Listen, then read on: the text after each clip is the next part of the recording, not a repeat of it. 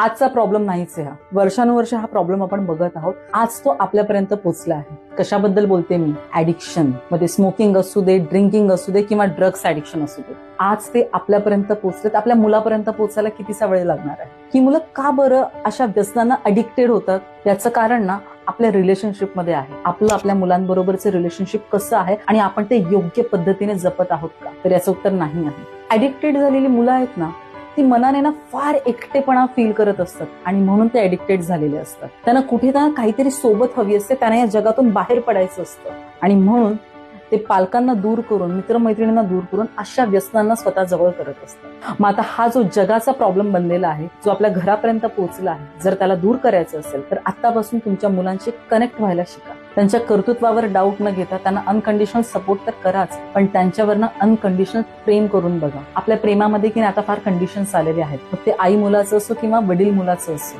ते जरा बाजूला करा आणि मग बघा तुमच्यापासून दूर गेलेली मुलं, ज्यांनी व्यसनांना जवळ केलेलं आहे, ते पुन्हा तुमच्या जवळ येतील. विचार काय करताय? पुढच्या पिढीला घडवण्यासाठी आजच्या पिढीने व्यसनांपासून दूर व्हा. आपल्या मुलांना सपोर्ट करा. त्यासाठी आम्हाला कमेंट करा, शेअर करा, लाईक करा आणि फॉलो करायला विसरू नका. थँक्यू.